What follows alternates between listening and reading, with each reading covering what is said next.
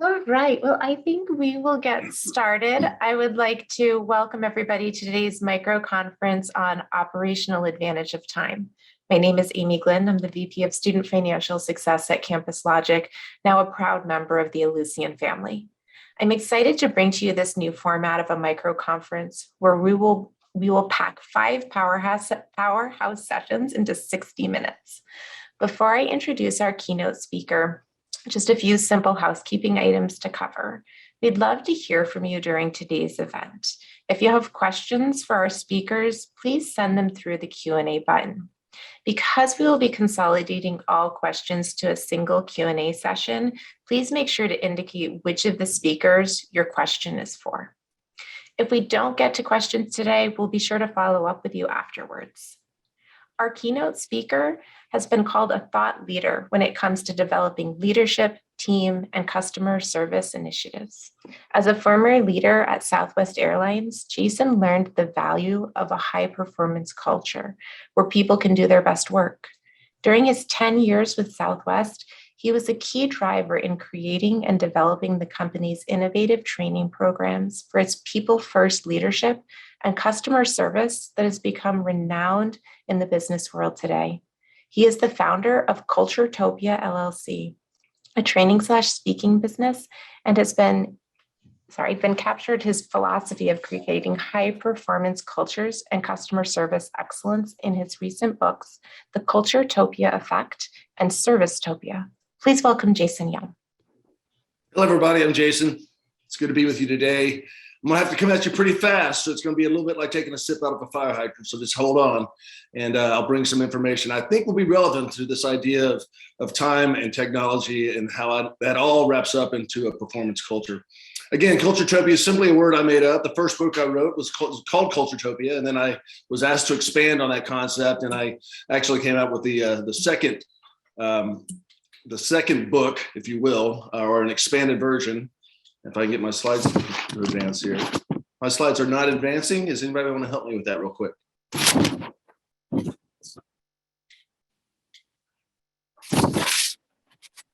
Hey, Jason, I think in the bottom left-hand corner of your screen. Yeah, I'll just do it, man. You go like that. That's fine. Thank you. So the second book, and sorry for that little hiccup, we came back with the Culturetopia Effect. And again, it's just a word that I made up. I was looking for a word that when you did a search for it, you got no hits on the internet. So there you have it, an original internet word for you.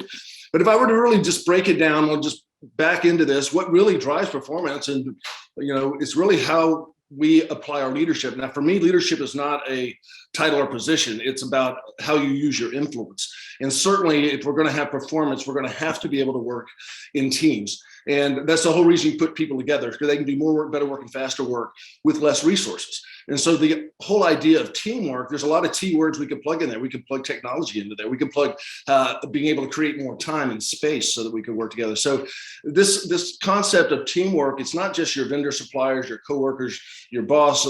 It's also all the other processes that you put in place and all the other technology things that you can put in place to make your team more efficient and more effective. Now, there's a word I like for teamwork, and it's a little it's just a little deeper dive into this concept of teamwork. It's this idea of relational coordination. It's more of an intentional way that we choose to work together through all of those resources, using teamwork, time, technology, all of those things coming together and creating this beautiful relational coordination. Now, I wish I would have thought of this term. I did not. There's a friend of mine, we became friends. Her name's Dr. Jody Hoffer-Cattell. She teaches at Brandeis University, that's right outside of Boston. And she began to study this concept of relational coordination, all of those factors we just talked about, and how they impact performance. She got the idea when she began to study the healthcare industry and noticed this amazing relational coordination in hospitals, especially in labor and delivery. She just said there's this amazing coordination, all the people that have to come together and all the processes and technology that have to be there for there to be a healthy delivery. I mean, if you think about it, doctors, nursing, labs, transport, pharmacy, I mean, there's so many different functions, not unlike a campus. There's so many different areas that have to work together for there to be this great campus experience, this great campus culture. And so she began to study the healthcare environment. The higher the relational coordination, the better the performance.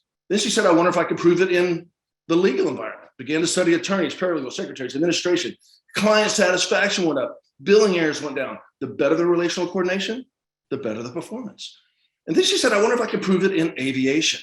And she began to study an airline at Boston's Logan Airport. This was long before Southwest flew to the northeast. And the manager of that airline said, if you want to study an airline that has great relational coordination, you should go to Texas and go to Dallas and study Southwest. Well, that's where I met Jody. I was working as the manager of customer service training at that time. And we began to work on her research at Southwest.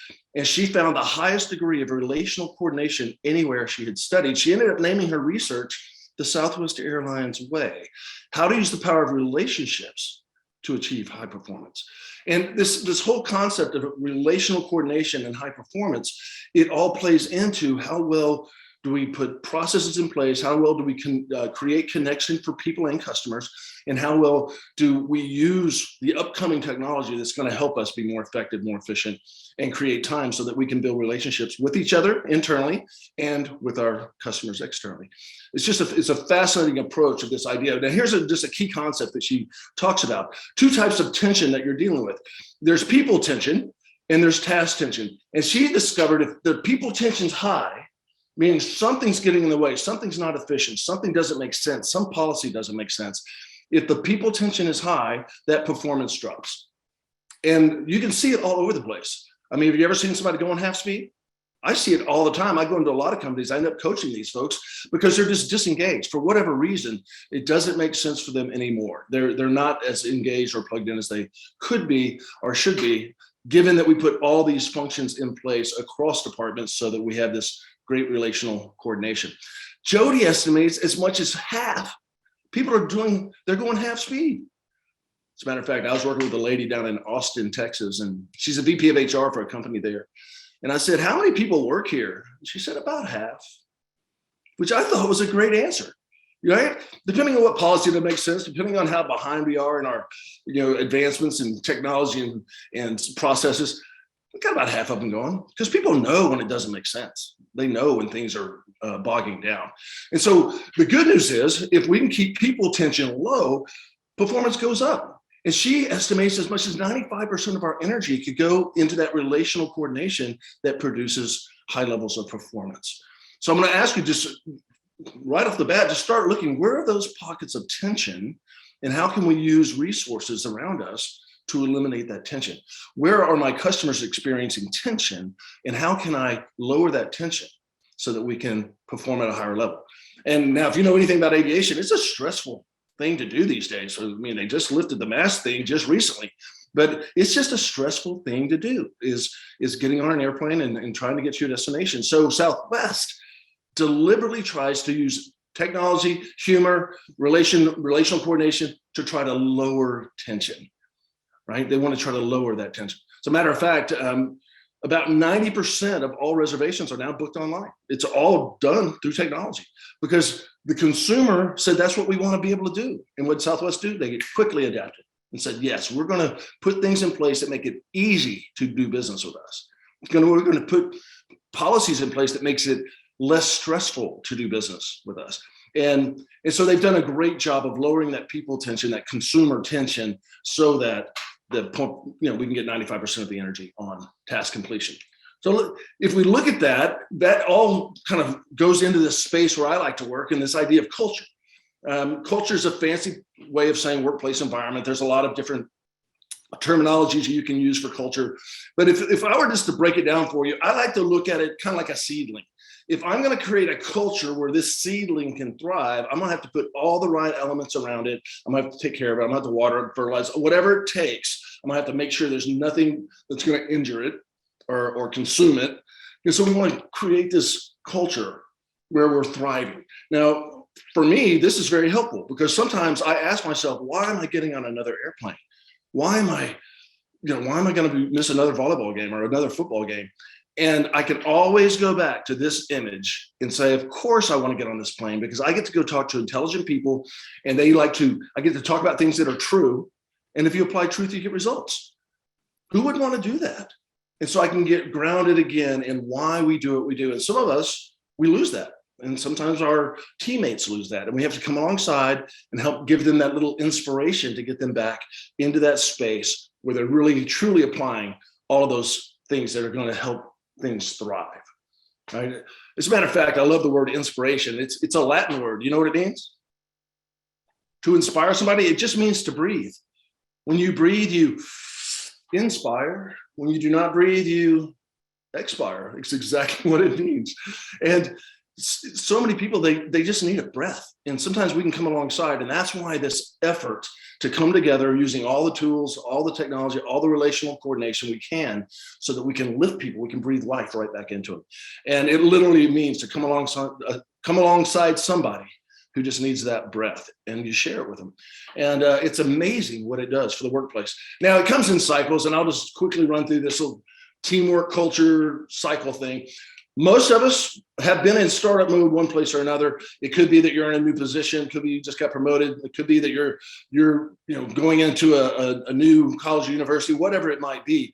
But there's a lot of risk taking there. We need to do that. Even coming online, and now we're growing and our culture is expanding. We're building, we're recruiting, we're managing. But most of us probably have been in this space where there's, and I don't know if competition is the right word. It certainly is in aviation, but there's new products, there's new strategies, there's what's next. There's new ways of doing business that make it easier for our consumer.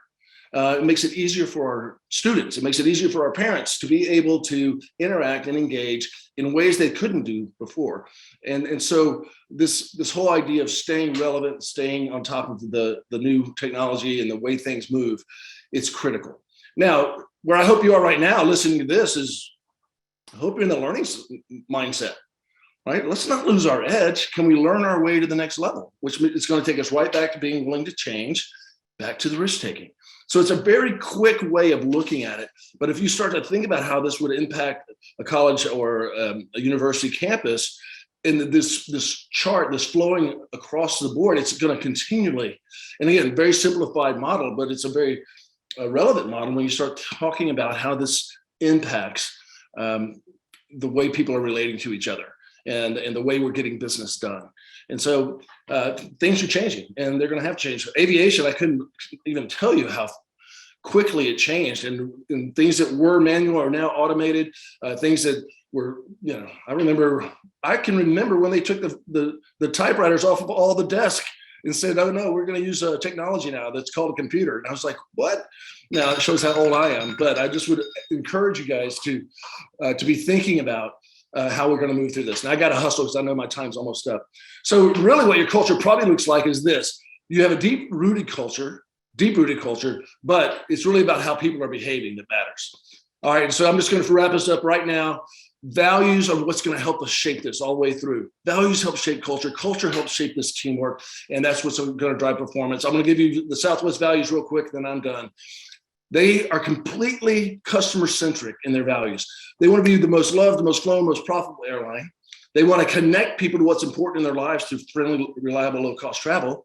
And they're dedicated to the highest quality of customer service, delivered with warmth, friendliness, individual pride, and company spirit. They're so focused in on their customer, they'll do anything it takes so that they can enhance the customer experience, including making it easy for them to do business, which is all the things we talked about with teamwork, time, technology, all of those things that help us to be more effective, more efficient. I wish I had all day with you. I'm sure you're glad I don't, but you all are a pleasure to visit with. If anybody ever has a desire to ask me questions outside of this communication, there's some contact info. And with that, I'm going to say thank you very much for a space in your program. Thank you. Oh my gosh, Jason, I wish we had all day together. One would never realize how many connections and how relevant the experience of the airline industry is to higher education. And when we look at the schools we're talking to today, their purpose and their mission is to help change the lives of their customers. Exactly. And figuring out how to reduce the number one barrier being the financial friction that those students face is a journey that we're all on together here. So thank you so much for sharing your insight. And I hope that people found Jason's session as exciting and energizing as I did. Thank you very much. It was my pleasure. Thank you. Up next, we are going to talk about the operational advantage of automated workflow management with Jennifer. Jennifer Stanley is one of our solutions consultants here at Campus Logic, and she's going to showcase how automated financial aid workflow management is the key to increasing efficiency for both staff and students. Take it away, Jennifer. All right, thanks so much, Amy. Well, as Amy said, today we're going to talk a bit about reducing the friction that's caused through the financial aid verification processes. In many instances, the current process of financial aid verification or SAP appeals or professional judgment has some issues, and these issues can result in the loss of revenue or retention. Statistics show that students will not wait very long to hear about their financial aid before deciding to go to another school. And some of the issues they face are complexity with the process and frustration with complicated or confusing forms that can contribute to a 7% melt among students selected for verification. The good news is that student forms will automate and simplify workflow, including integrating with your student information system and automatically determining the level of verification required for each student, including those C codes. All of this to reduce compliance risk and drive financial aid completion in order to decrease that student melt and increase enrollment and retention. So let's take a look at the student experience when they're working in student forms. Student Forms is designed to use information from the ICERs and create not just an easy to follow verification process for your students, but also the ability to collect things like professional judgments, SAP appeals, and other forms that are needed, all with an online and mobile responsive tool. When they log in, which can be through single sign-on or direct sign-in, students will immediately see the areas that need action and be able to trace their verification process. As they work, students will encounter a TurboTax-like experience as a student is guided through the verification process. Student Forms will recognize any information that might be needed in addition to the verification forms and request that from the student so that once they go to the administrator, they have everything that they need to quickly verify the student and decrease the turnaround time to get them packaged.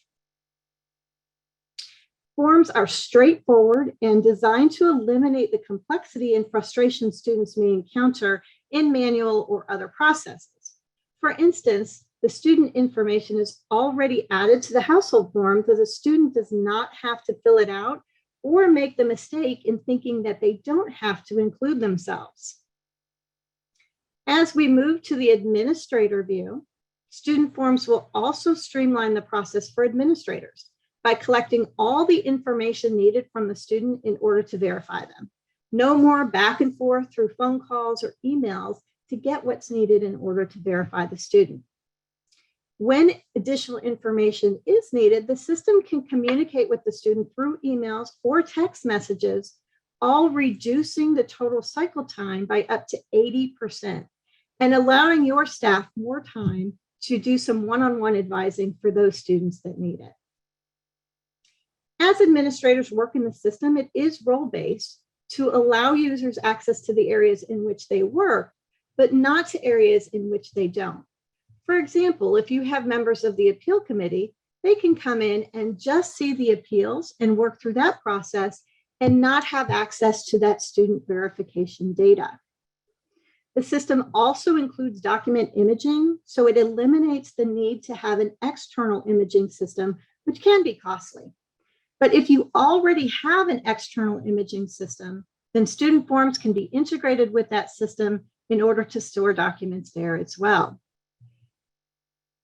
While reviewing files, admins can open and verify documents, but in the case that one may need to be rejected, admins are able to indicate why the document was rejected, and the system will communicate that information with the student to, again, increase the speed in which the file can be verified and that turnaround time. Through the Smart Review, admins will be able to verify all fields required by the Department of Ed and eliminate the possibility of over-verifying. But if your school uses a different process and needs to verify additional information, that is also available through the system. The last thing I want to chat about is the reports and insights that are available with Student Forms. Student Forms comes with a number of reports that can easily be created in order to provide any information that you need about the students in your system. No need to make a special request to IT to mine that information out of the student information system. These reports are available with one touch. But along with the reports, Student Forms also includes insights in the forms of graphs or charts in order to visualize and dissect a variety of information within Student Forms. So that was a very quick and brief overview of our Student Forms platform. And I'm going to go ahead and send it back over to Amy to introduce our next speaker. Thanks so much. Jennifer, and as always, if anybody would like additional information about the platform and how we can assist your institution, we'll ensure that you get that information on how to reach us following the conference. So I have to tell you, Jennifer, I think Jason would really approve of the highly personalized student experience you just outlined and how focused it is on simplifying the student engagement. And it really takes us to the next level, ultimately allowing us to enroll and retain more students. Next up on the agenda, we have Angela Johnson. Angela serves as the Vice President of Access and Completion at Cuyahoga Community College, affectionately known as Tri-C. She has been with Tri-C since 2000, and her current role consists of managing all aspects of the college's enrollment initiatives by synergizing service delivery focused on student access, equity, and success. Angela is going to share with us how aligning technology solutions to financial aid and student persistence has happened at her institution.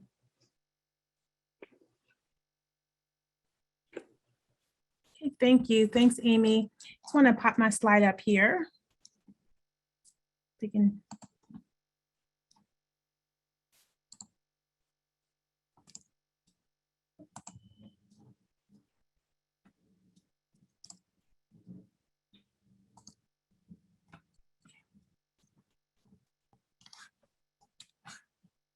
That's good. I can see that. Great.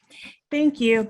So I wanted to really, Jennifer set this up perfectly for me for, I think, the next phase of our conversation here around financial aid and student persistence and how they all align and come together.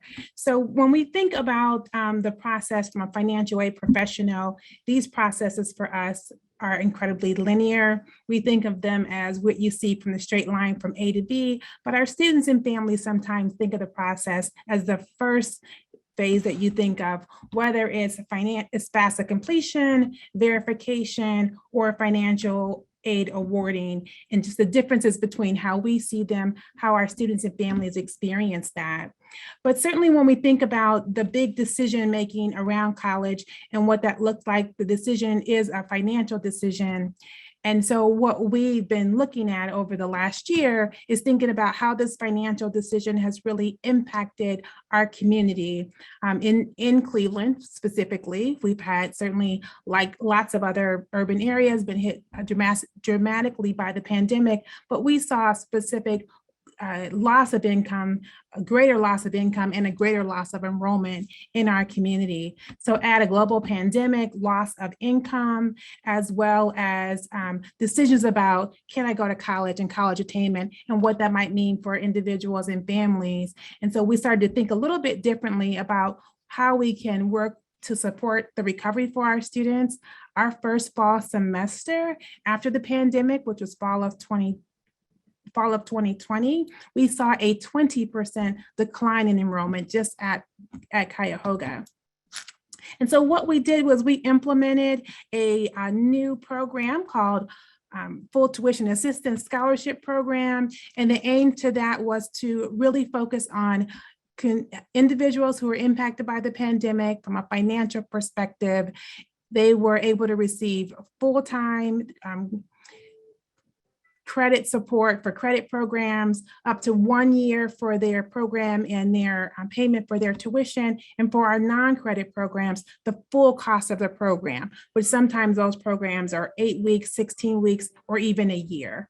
And we wanted to really use the philosophy around what we look at for a loss of income, like you do in a professional judgment. So using some of those aspects of showing that you have a loss of income, demonstrating a change from 1 year to the next, and using that in ways in which we would help individuals connect to the scholarship opportunity. But we also wanted to do this in a way that we could think a little bit outside the box, leverage the work that we've already done with our Campus Logic tool in student forums, as Jennifer mentioned. We'd already been doing things like verification, course program of study, SAP appeal submission, and all those things for us already happen in Campus Logic. But we wanted to be a little bit more innovative and thinking about better ways that we can support students, simplifying the processes, because previously our professional judgment process required students to come to campus. And during the start of the pandemic, nobody was coming to campus. We weren't even coming to campus, but really trying to simplify the process and then ease the comfort in the conversation around loss of income. Those times are difficult conversations, as you know, with students and families and talking through that. But our previous process required them to come to campus, share that information in person with the financial aid advisor. Again, nobody was coming to campus, and so we had to really think differently about it. And we wanted to make sure we could have an ease of comfort in that process for families. And so we really tried thinking differently about a technical solution. And for us, it was, how do we really still maintain the integrity of the loss of income, leverage the conversation around the ability to receive this full tuition assistance scholarship, understanding the other aspect is that maybe you could also receive additional financial aid if you met the criteria for loss of income. And so we were trying to understand the opportunity for financial aid and scholarships. And so certainly most importantly, really think about student persistence, because the program was available for current students and new students. And so we worked with our enrollment management team to do some of that outreach and aspects for students who were currently here, students who may have stopped out, and then prospective students who were making decisions maybe about coming to the community college versus going to a university, or even going back to a university if they have some financial challenges. And so we really wanted to think about the financial solutions that we had available. But I think what we discovered some other things along the way when we implemented this.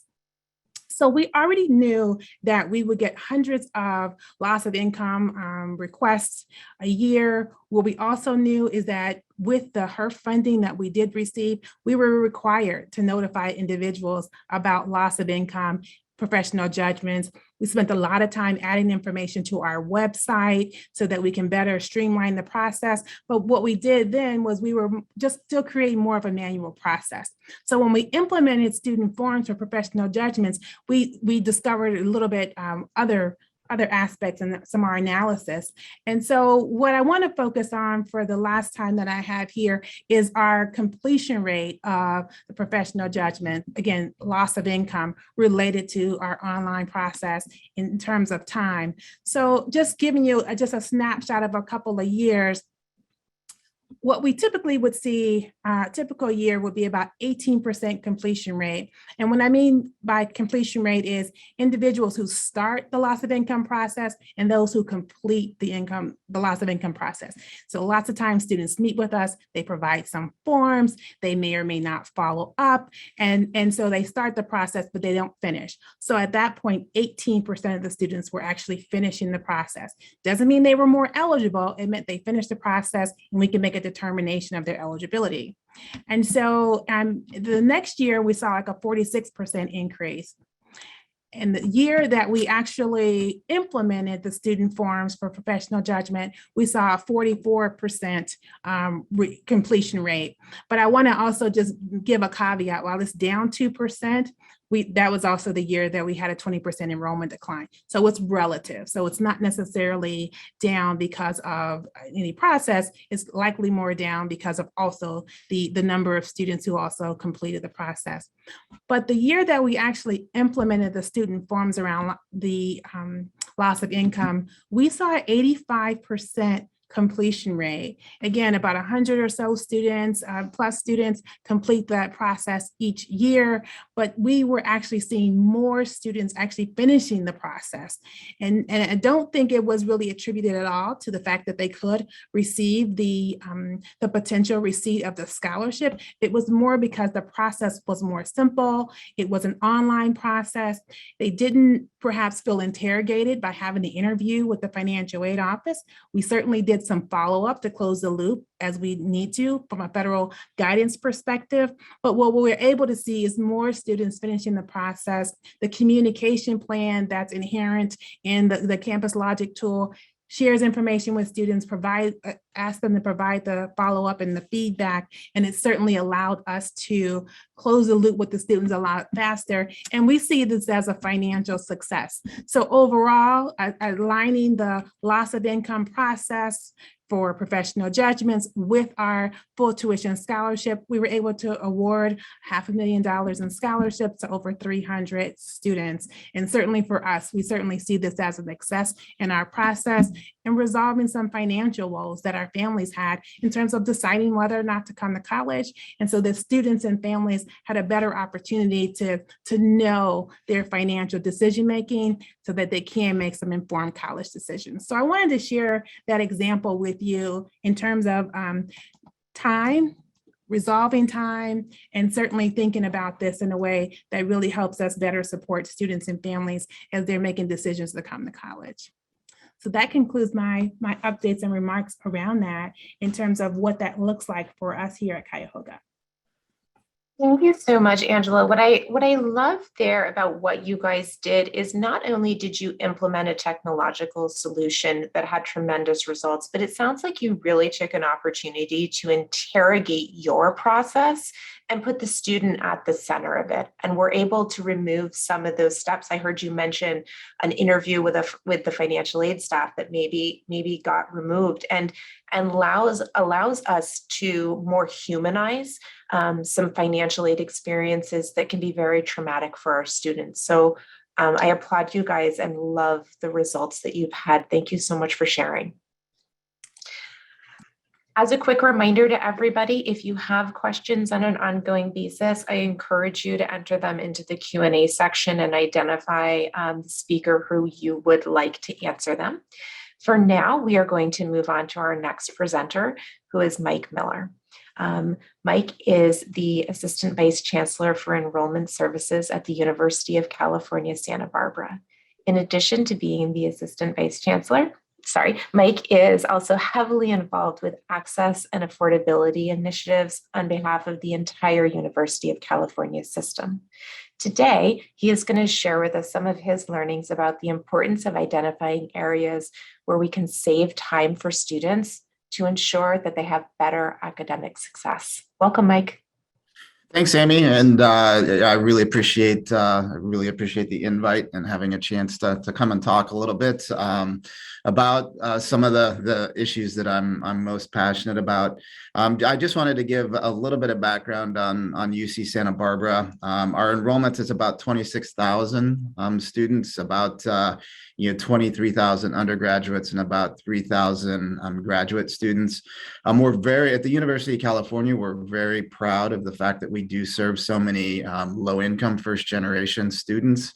On our campus, about 40% of our students from one year to the next are the first in their families to go to college. So we certainly understand that they come to us with a different, with a unique set of needs, and about 40% of our students are from low-income backgrounds. And again, that's something that we're extremely proud of, and we take pride in. Our financial aid office is probably one of our most heavily trafficked offices on campus. We've got we serve about 20,000 students and administer a little bit over $430 million annually. So it's a huge operation.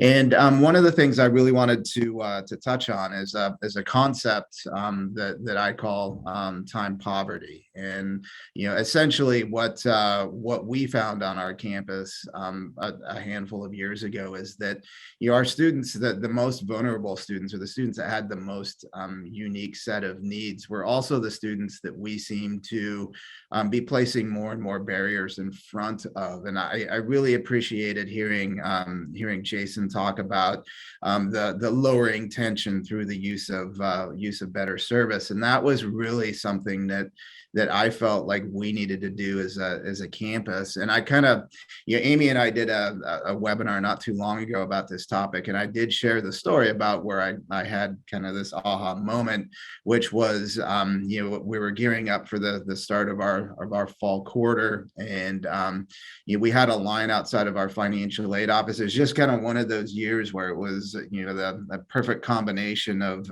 issues that really created a long wait for our students. We were a little bit behind on processing because we'd had a pretty significant increase in student enrollment, so we were behind. And as our fee payment deadline approached, and as students were gearing up for the start of the fall quarter, we had a line that wrapped around our office multiple times, and students were literally waiting in line for up to 2 hours or more. And I really like looking at access and affordability through different avenues. And one of the things that I've always preached to our students is to trying to get them to go to class and really take full advantage of everything that the university has to offer. Is I take the total cost of attendance, which at UCSB for a California resident is about $38,000. And we've got 145 days of instruction. So if you just do the math, for a California resident, they're essentially spending $262 per instructional day. And if you're a non-resident, that number jumps all the way up to $475. And so, when I really started thinking, about the issues and the challenges that we were putting in front of our students, 260, if they're spending 262 days to be here on our campus, I really feel like we owe it to them to allow them to focus on going to class, really, entrenching themselves in the campus community, taking advantage of research opportunities, taking advantage of on-campus employment, which will ultimately, hopefully, pave a way to a successful career for them, versus standing in line in the financial aid office, and also some of our other high traffic offices as well. So we really we knew that we had to do something. A kind of a shameless plug for Campus Logic and student forums. I had seen a presentation that Campus Logic had done, and that was really kind of the first solution that came to mind.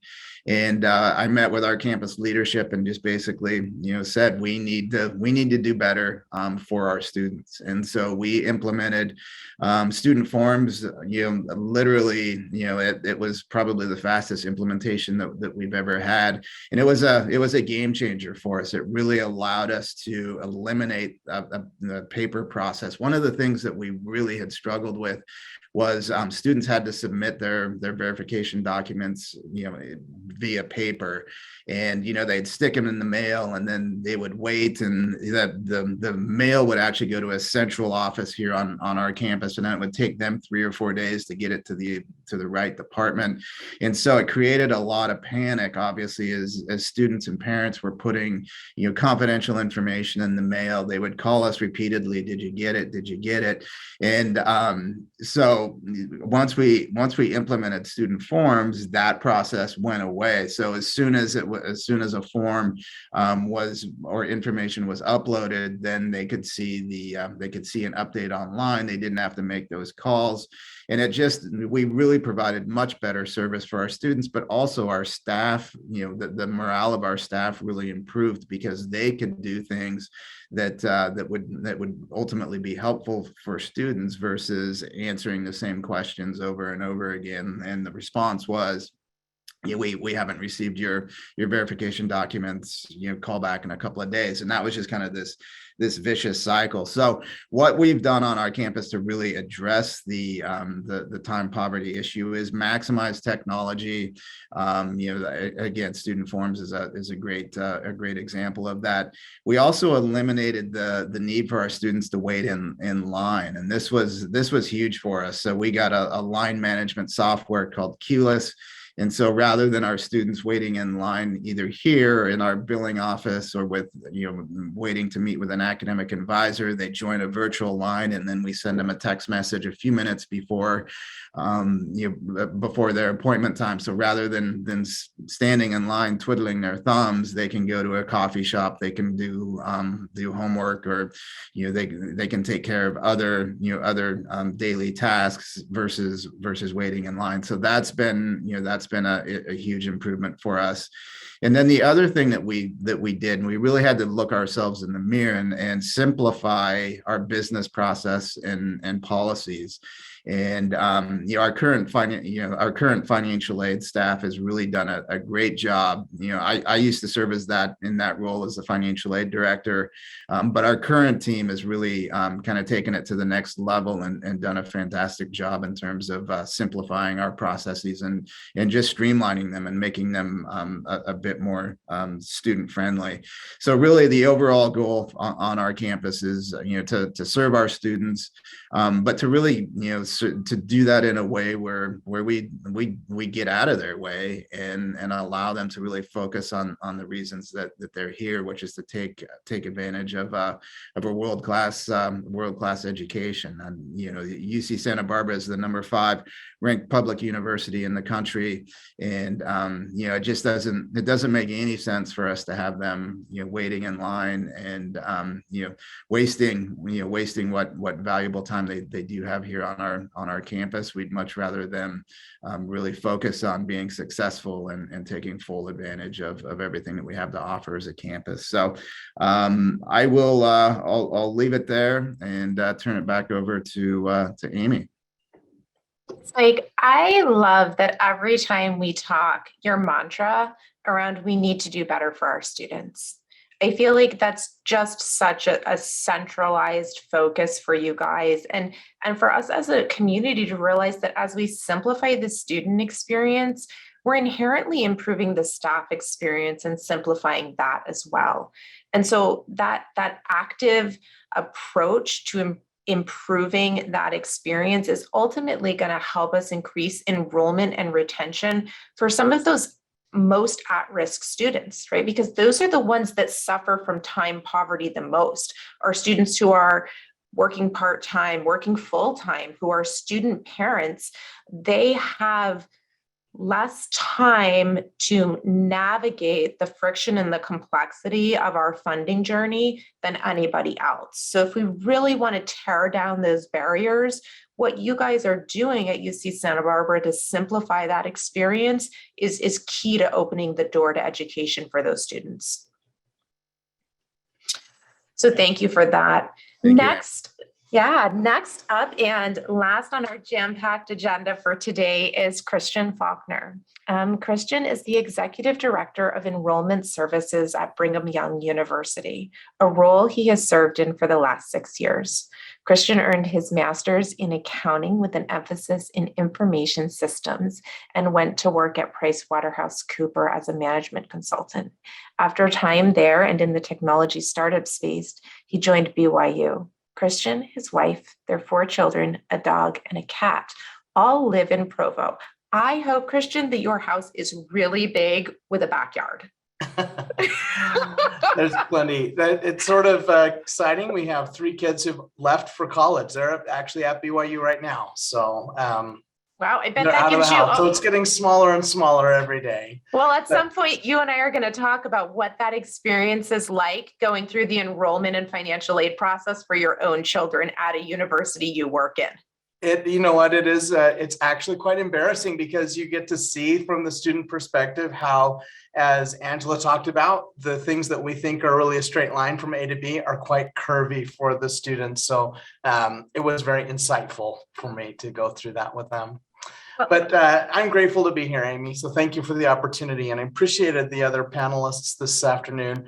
What great content. Just a little bit of background about BYU. We serve about 35,000 students. About 3,000 of those are graduate students. The rest are undergraduate. And we are really in a fortunate position because the vast majority of these students do well when they come. They're academically prepared. They're by and large pretty good students. Our tuition is relatively low. So most of our students graduate with a low debt load, and only a small percentage of our students on any given semester end up in academic standing issues. And so, when we look at the averages, our students are doing really well. But of course, our students do have their struggles. And one of the challenges that we have when we're dealing with a student body that on average is doing really well is just the ease with which we can hide behind those averages and not find that needle in the haystack, the problem that we could address proactively. So there's always this temptation to look at our average graduation rates, our average continuing student rate, and other averages and sort of pat ourselves on the back for a job well done. But we would be doing a huge disservice to our students who face real struggles if we were to do that. So at BYU, we're a university who has always cared about the one, always cared about the individual student. But the way that we found those students who were in trouble in the past was often that we had to wait until the end of a semester came. And we waited until they had below 2.0. We waited or worse, or we waited until they were in some crisis. And it wasn't that we didn't want to help them, because of course we did. We just didn't have a way to find them until they were in trouble. We built some great ambulances at the bottom of the hill, but what we needed were fences at the top. And one of the reasons we needed a fence is partly because our ambulance at the bottom of the hill, to be totally honest, wasn't that great. So if a student ended up in an academic warning situation, their chance of graduating decreased significantly. So by the time, and then also by the time a student is no longer eligible for federal financial aid, if that's the time that we intervene, it's really too late for most of the help that we have to offer. So several years ago, we started looking at ways that we could build a fence at the top of the hill. And the fence that I want to talk about today is a machine learning algorithm that we developed that we call our early alert system. And it looks at the current performance of every student at the university every single day and predicts whether that student will get below a C in any class or below 2.0 overall for the current semester. And we use the system to identify students who we need to reach out to proactively to offer their support. The other thing that our fence includes is we built a pulse survey system that we survey students through our learning management system. We send them surveys throughout the semester and ask them how they're doing. We ask them if they're comfortable in their current financial situation, how they're feeling emotionally, how they're doing socially. And then we make that data available in this early alert system that you can see that's being presented right now. If a student says they aren't familiar with our withdrawal policies, for example, then we automatically send them information that tells them more about that. If they tell us that they're in financial distress, we set up an appointment for them to speak to someone who can help. So this is an example of our dashboard, and this is an individual student. This is obviously not a 644 ESG is not a real student here, but an example of the classes that they're taking and their risk score, and you can see as it goes up. There's a ton of information that's available here. We have the opportunity to meet as a group of advisors across campus every week, and we bring individuals to the table that we need. If there's a student who needs to have coordinated care across campus, we come and we talk about them, and we pull up this dashboard as a way to start that conversation. So this is really great, and I think technology, as everybody's talked about today, by the way, we're a Student Forums customer and couldn't say enough good things about it. I'll second what everybody else has said in terms of implementation time, ease of use, and the efficiency that's created. It's made for a better student experience. We're a firm believer that technology can help us serve our students better. And I want to talk about a specific story about how this product, our early alert system specifically, really helped us. So one of the students that the early alert system identified, we'll call him John. John was a first generation student who was in a unique situation. One of his parents died while he was in high school. His other parent lived outside of the United States. So he was a smart, hardworking student, but also completely unfamiliar with the way higher education works.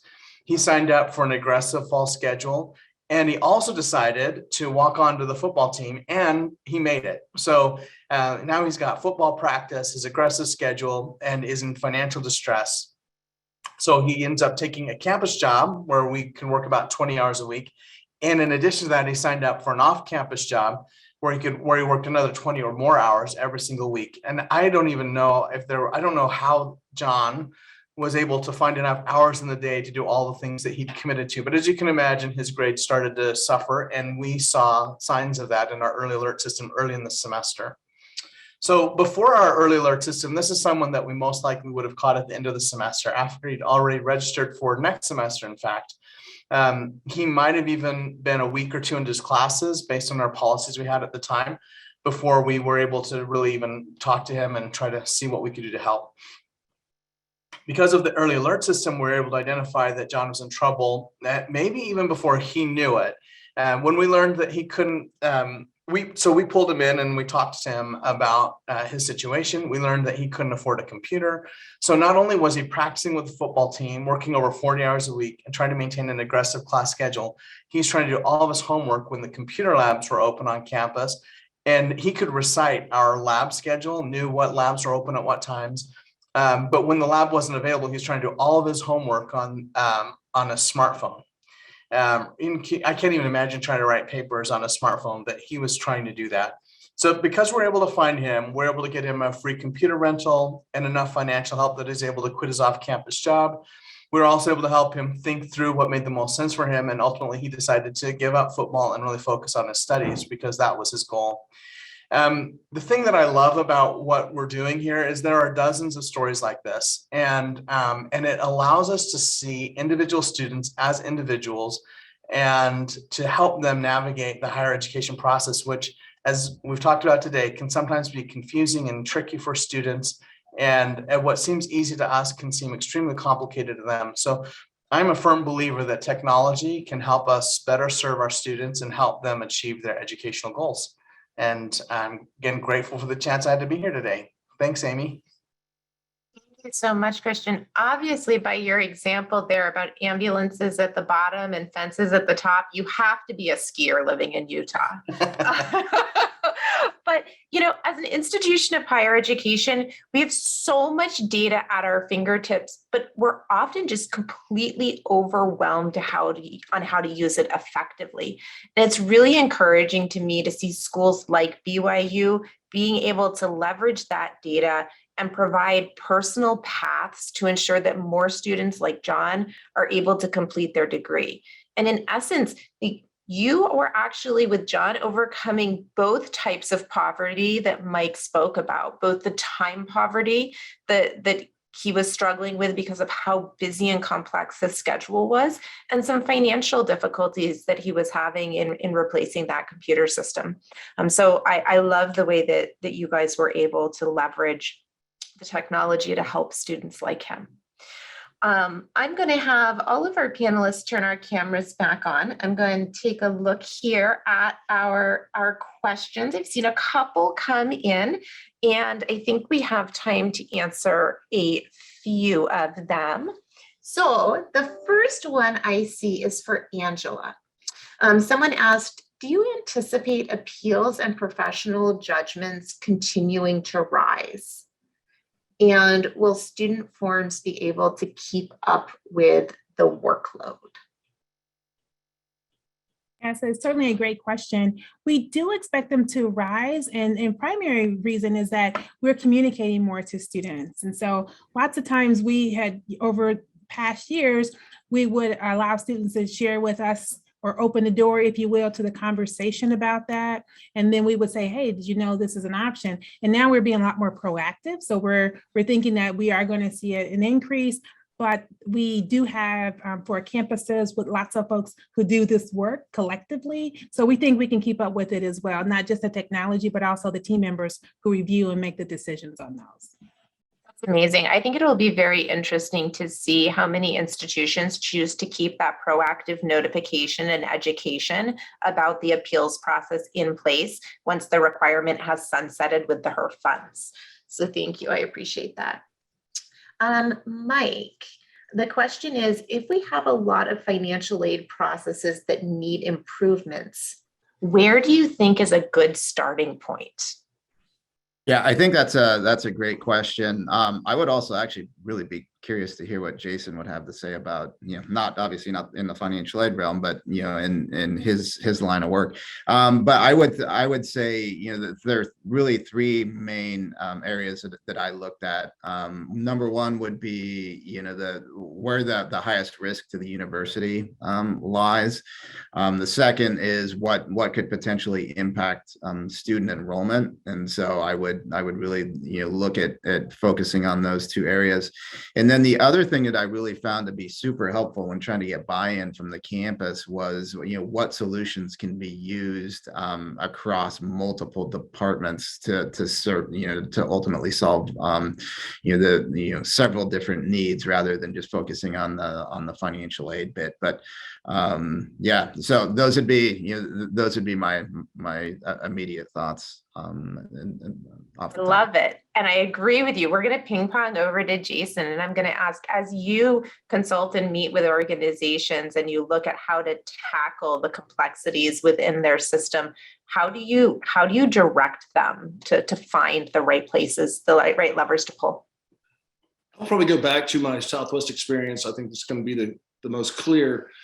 Southwest is an incredibly efficient operation, and they'll do anything they need to do to be efficient, but they also have a really keen sense of fair play for the consumer. The entire American Airlines industry said, let's charge people to check their luggage. Southwest said, that's not fair. She said, it's a transportation company. I'll be able to check a couple bags for free. They did a national ad campaign called Bags Fly Free, a whole ad campaign around something they already didn't do. And I think it creates a sense of fair play. And that's what I think we want to do for the consumer, is how do we create this sense of fair play? Now, Southwest is also fully unionized. About 86% of their workforce has representation with some labor group, but they take a position that we're all trying to do the same thing. We want to create the most efficient, the most fair workplace environment so that everybody's getting their needs met. And so they try to meet needs in employees that aren't being met anywhere else. Well, if we meet needs for students and parents that aren't being met anywhere else, guess where I want to go? I want to be at that university or that college. And so I think it's passing on those efficiencies. For every airplane Southwest has, they have about half as many employees as for every airplane that their closest competitor. I mean, it's like 2 to 1, and they pass that efficiency on in terms of lower fares. And it's, like I said, more of a sense of fair play. So I would look at those processes and using everything you can technology wise and pass that on. As I'm hearing all of your panelists talk about today, is really interesting to listen to everyone. So I don't know if that answers the full question, but it gives you a little taste of kind of the Southwest flair. Thank you. I appreciate that. And Christian, there was a question for you, and I Amy, think you answered. This is my fault. I answered it privately just in case, but it's okay if I just answer it now. Totally. The question was, yeah, how did I convince my boss that we needed financial aid technology? And the answer is that with student forums in particular, it was a relatively easy case for us to make, because we were able to show that we predicted that we would achieve some processing efficiencies, which we did. And just through a natural attrition process, we were able to reduce our processing staff by 2 full-time employees and reuse those positions in other ways that better serve students. We turned one of them into a business analyst position, and another we gave to another department that's more student facing. So rather than instead of just processing. So it's been a really, really good thing, both for the employees and for our students. And that's an easy financial case to make. Cool. Thank you so much. I love it. So we are going to end right on time. I need to thank all of our speakers. You have been so amazing in sharing your insights and your thoughts with our audience today. I appreciate you spending the time with us. Thank you to our audience for attending. We will make sure to follow up our micro conference with some additional information via email. And if you have questions about what you've heard today, in particular about the Campus Logic product suite, I encourage you to head out to campuslogic.com, our homepage, and we would be happy to connect with you. I hope everybody enjoys the remainder of their Wednesday, and I thank you for joining what I hope was the first of many micro conferences. Thank you. Bye-bye.